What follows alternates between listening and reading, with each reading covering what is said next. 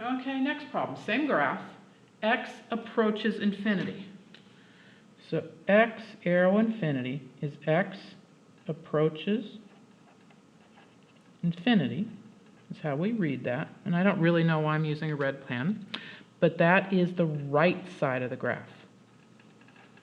So this is saying go to the extreme right side of the graph and see what the y-coordinate is. And that's what we have right here. This is the same as saying what are the y values approaching, getting close to, on the extreme right side of the graph. X approaches infinity means extreme right side. So I go look over here and I just trace it back to the y-axis. And again, it's sort of an estimate. In the computer, it's a better graph. But we look at it and that looks to be 1 as well. Now x, this guy right here, x arrow -2 with a little negative sign up there. So x approaches -2 from the left. And so this means x approaches -2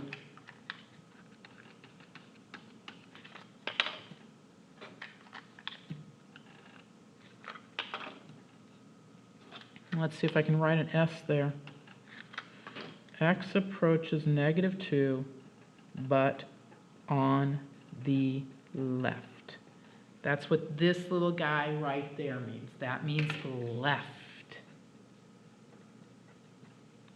So it's saying go and look at the graph again. Go close to -2, but stay on the left side. So here's -2, left side. That means I'm not looking at anything over here. And I'm gonna color in the graph, and I probably should have colored in the graph before we started all this.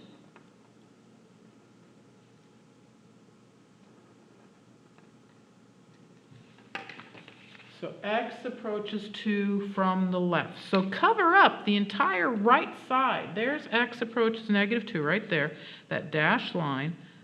Cover up the right side and then go see what the graph is doing. And so then you have to interpret what this graph is doing here. That I cover up the left side of this graph and then go closer and closer to that dashed line right there. So I'm looking at that dashed line right there, which you can just barely see.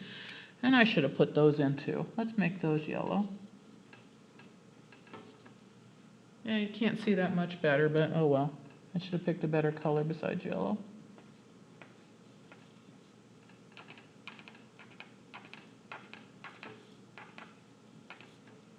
There, that's better. You can see that. Go to the left side of that yellow dashed line. Then go and see what blue is doing. Well, the blue is going nearly straight up. The way we describe that is that we are approaching infinity. Going nearly straight up is approaching infinity. And the last one here, as x approaches -2 from the right. So x approaches -2 from the right. That means x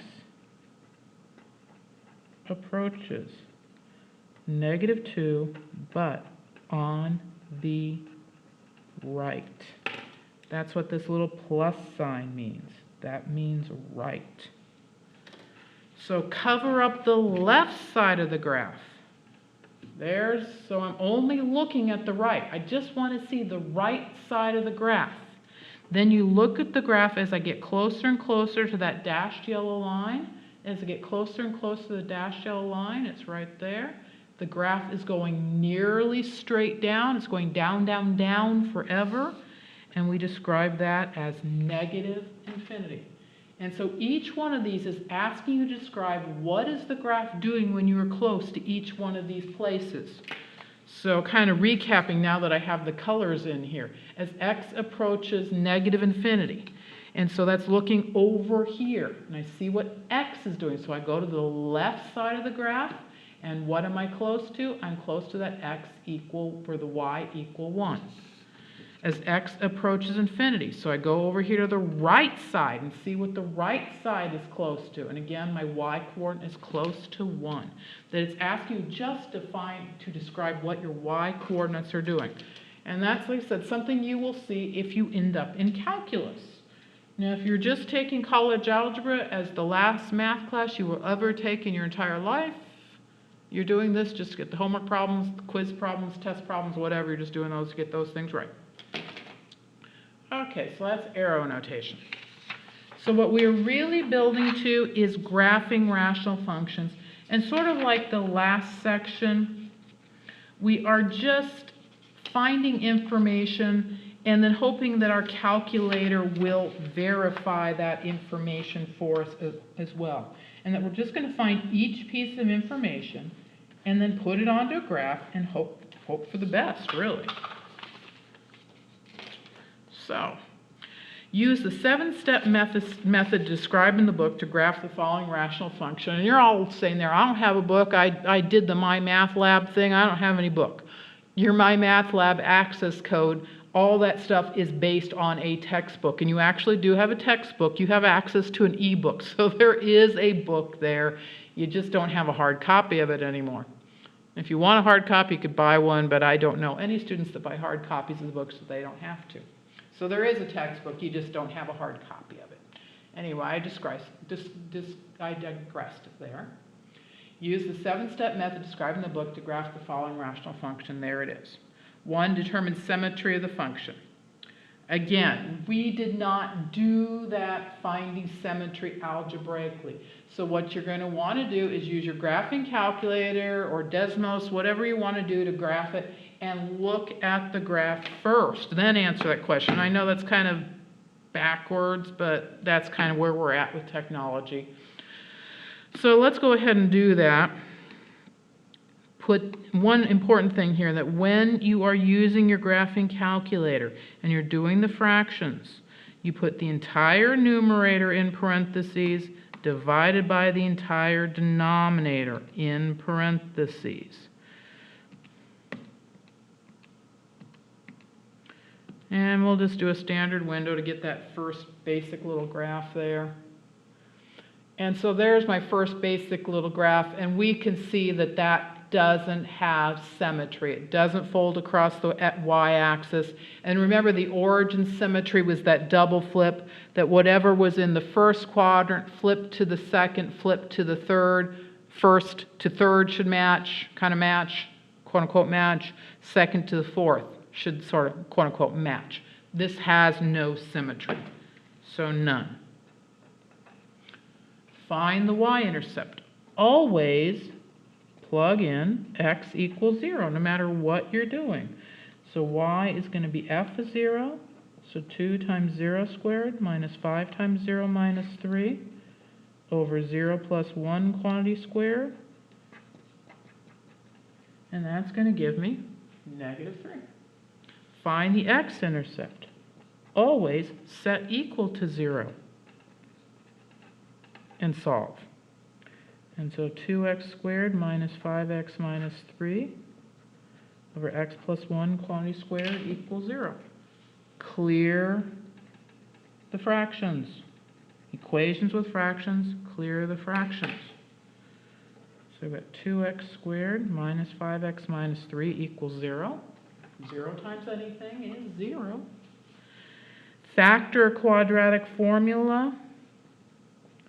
This factor's okay to 2x plus 1, x minus 3 equals 0.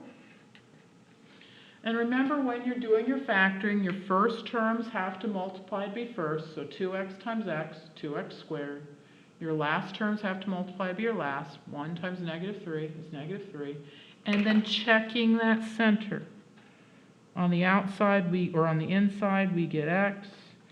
On the outside, we get negative 6x, negative 6x plus x, negative 5x. And so the factoring checks. Now, you don't have to do that, but, you know, it's a good habit. Check your work when you can. But this is factored and equal to 0, so I can split it up. And I get an x-coordinates, or x-intercepts, of negative 1/2 and 3. Continuing on. Some of the stuff that we talked about today. Find the vertical asymptote, if any. So that was a little two-step procedure. One, where the denominator equals 0. So x plus 1 quantity squared equals 0. I could take the square root of both sides. And very technically plus or minus, but there's no such thing as plus or minus 0. 0 is just 0 is just 0. But I put the plus or minus in there just so I could say, one more time, you take the square root of both sides when you're solving an equation, include a plus or minus. The one exception is when you are equal to 0, then you don't need it. But otherwise have that plus or minus. So we get x equal -1, but remember it's a two-step procedure.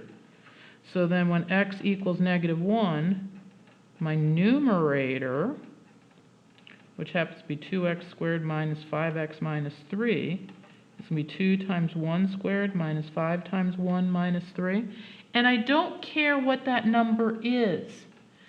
It is -6, but all I care about is it's not 0. And so that tells me that I do have a vertical asymptote at the number that I was checking out, -1.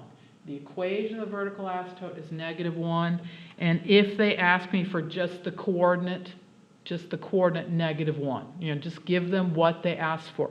Now the reason why I have not put the number here is many times people will get this number and then tell me that that number has meaning. Like I said, in this case, this number is -6.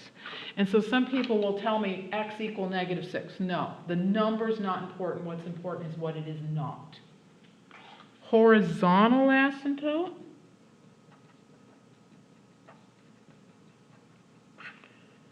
So let's take one more step here. Let's go ahead and FOIL that out.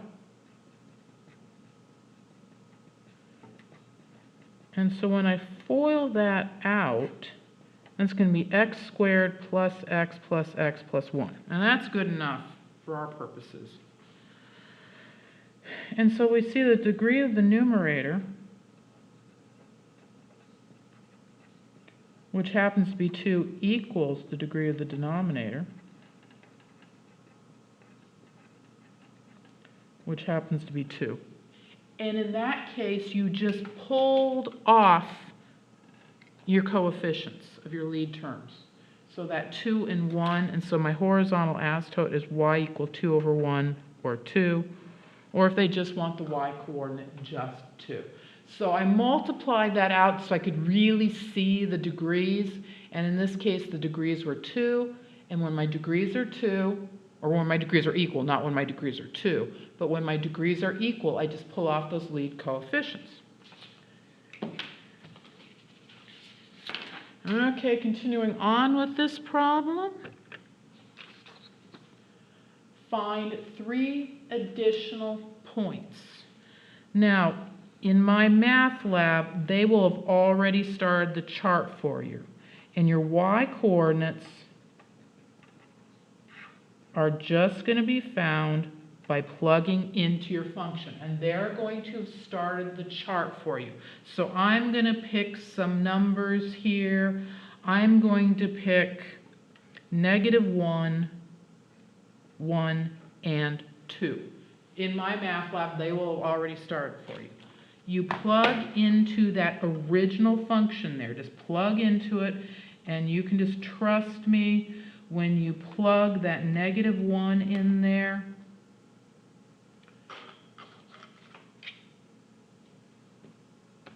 I think I've done something wrong. So I'm going to end this video, and then we'll start the next video and figure out what I've done wrong.